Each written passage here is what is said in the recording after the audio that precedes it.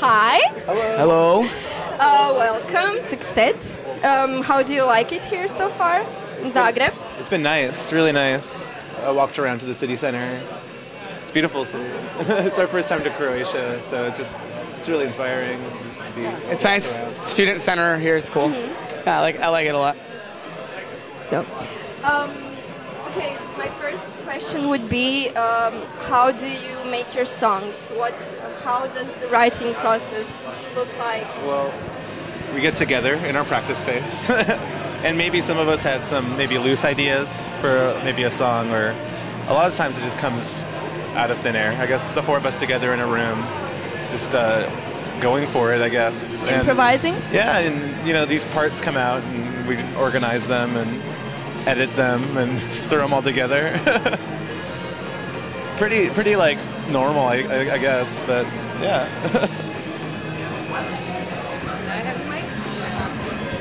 So I understand you play at the Smell Club in downtown LA. So what's it like?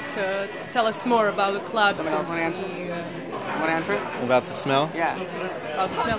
Has it contributed to your success, actually? How did it... Sorry?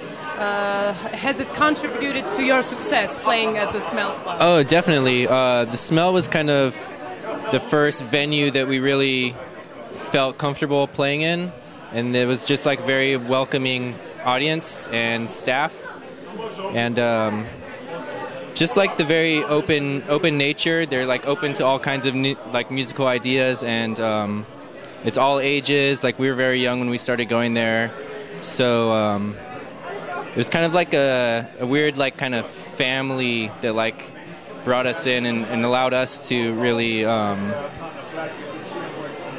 further our like goals with the band. And then once the Smell started making a name for itself nationwide and worldwide, that's kind of we were like kind of got carried along with that, which was really great. And we traveled around and kind of we felt like we were kind of like ambassadors for the LA music scene, and so it was definitely like a huge part of us growing up and discovering that there was more than just like the big music venues out there. There are small places where you can have really weird ideas and people hanging out together. And do you ever get tired of being labeled as tropical punk band? So you started out like that, so... Yeah, I mean, it was kind of like, it would come up all the time, and people would always ask us about it, and like, almost like, we were like pioneering this like sound or something. But, I don't know, it kind of just like, it's fine, it's not like a bad term, but I don't know if it relates that much anymore with like our new stuff, so...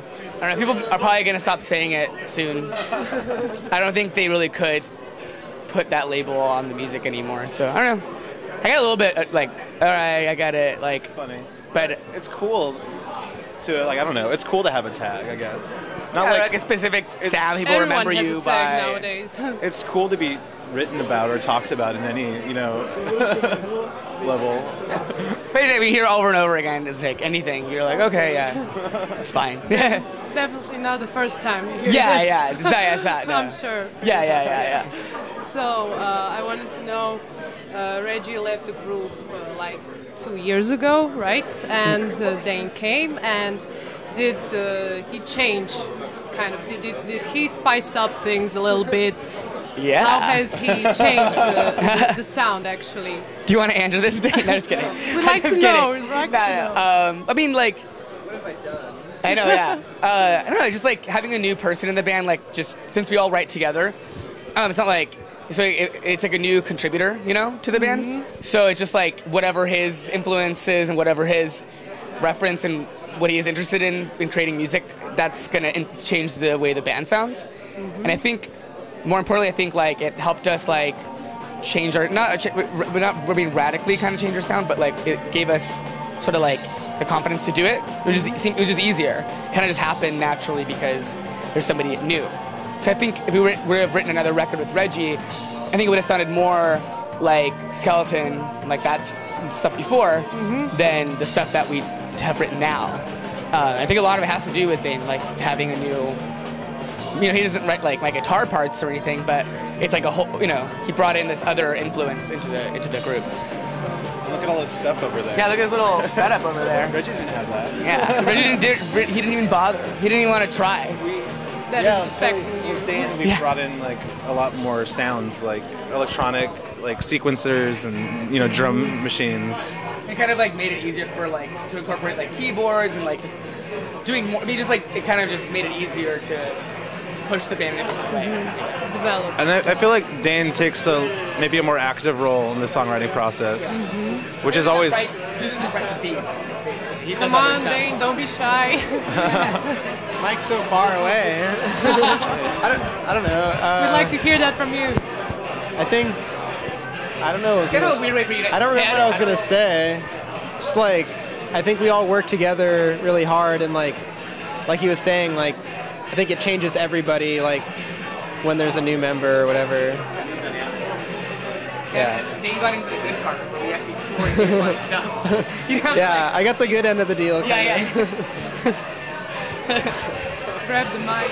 Oh yeah, sorry. I was saying stupid shit. It doesn't matter. I just think stupid. It's okay. I'll just yell it over there. So, what albums, what artists influence you? I don't know. I guess. Who inspires you, actually? Do you want to go first? I don't know. I don't know. Any artist who really, is willing to take risks. A lot of older music. I listen to a lot of older music. A lot of 80s. New wave and like pop and like also like 80s punk and stuff. I'm just like really obsessed with the decade for some reason. I just think a lot of great things happen, and a lot of it can be like revisited and reinterpreted, in these days.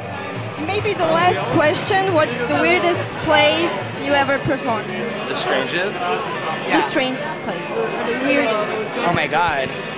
Baltimore. Where?